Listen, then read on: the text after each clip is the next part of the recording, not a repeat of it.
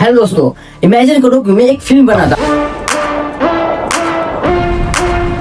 एक फिल्म जिसमें हमारा मेन किरदार है एक स्पाई, एक जासूस, जिसे भेजा जाता है पाकिस्तान में आतंकवादियों के नेटवर्क को इन्फिल्ट्रेट करने के लिए। ये एक बड़ा मिशन है जिसे हम नाम देते हैं मिशन भवंडर।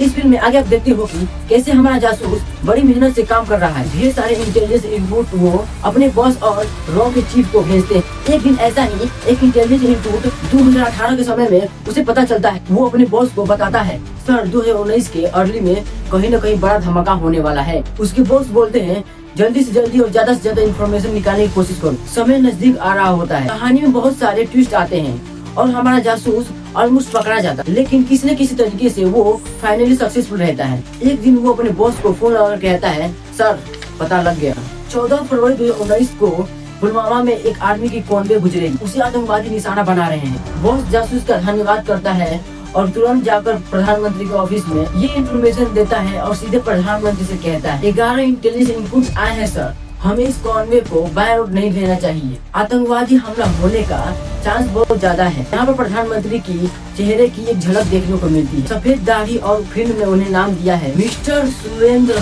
मोदी। हमारे जासूस और उसके बॉस को लगता है कि उन्होंने अपना काम बखूबी निभाया, लेकिन 14 फरवरी 2019 हम फिल्म में यहाँ पर एक पूरा रेड स्क्रीन आ जाता है। फिल्म में यहाँ पर पुलवामा हमले की असली फुटेज देखने को मिलती है। पाकिस्तान में बैठे आतंकवादी इस हमले की खबर सुनकर नारे लगाते हैं खुशी के मारे, और हमारा जासूस जो उनके बीच बैठा था वो चौंक जाता है। ये देखकर उसकी दिल सही में दहल जाती है, लेकिन आतंकवादी इतना खुशी मना रहे थे वो नोटिस नहीं करते। अगली बारी से जैसे ही मौका मिलता है ये अपने बॉस को फोन मिलाता है और जवाब मांगता है, आखिर हुआ क्या, मैंने इतने सारे इंटेलिजेंस इनपुट दिए लेकिन फिर भी ये हमला कैसे हो गया। बॉस के पास कोई जवाब नहीं था।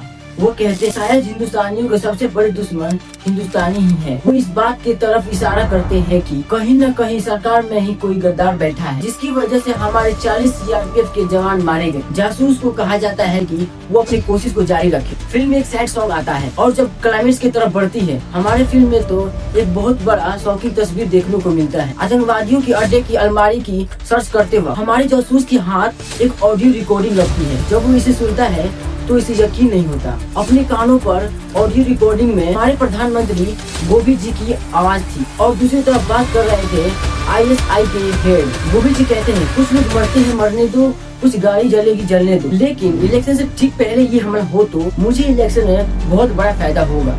ISI का हेड दूसरी तरफ से जवाब देता है, ठीक है सर, 14 फरवरी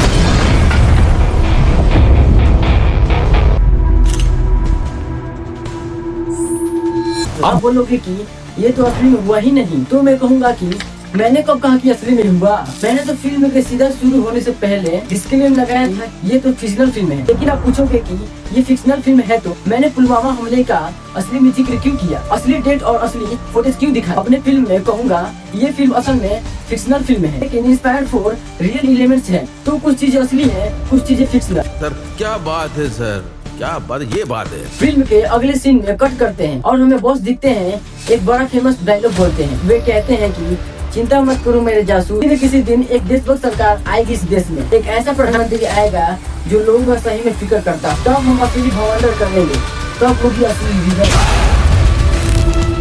कैसी लगी मेरी इमेजिनरी फिल्म दोस्तों? आप में से कुछ लोग कहेंगे कि ये किस प्रकार का बेहुदा सड़ा हुआ प्रोपेगेंडा है। जवाब में कहूँगा, क्यों भाई, यहाँ पर मैंने पाकिस्तान की बुराई की तो तुम्हें प्रोपेगेंडा ही दिख रहा है। इसमें पक्का तुम पाकिस्तानी समर्थक आतंकवादी सिंपैथाइजर हो गए, तभी तो मेरी ये भवंडर फिल्म तुम्हें पसंद नहीं आई। अब आप में से कुछ इंटेलिजेंस लोग कहेंगे, वो कहेंगे कि बात तो यहाँ पाकिस्तानी को हो ही नहीं रही, प्रॉब्लम तो इस पॉलिटिकल प्रोपेगेंडा से है। ये एंटी बीजेपी प्रोपेगेंडा जिसमें नरेंद्र मोदी को यहाँ पर गद्दार दिखाने की कोशिश की जा रही है। और मैं कहूँगा एग्जैक्टली धुरंधर फिल्म के डायरेक्टर आदित्य धर ने कुछ इसी तरह के छोटा और वाहियात प्रोपेगेंडा फैलाने की कोशिश करी अपनी फिल्म के जरिए, लेकिन उसका असर कुछ अलग ही हुआ। नेक्स्ट पार्ट में दोस्तों।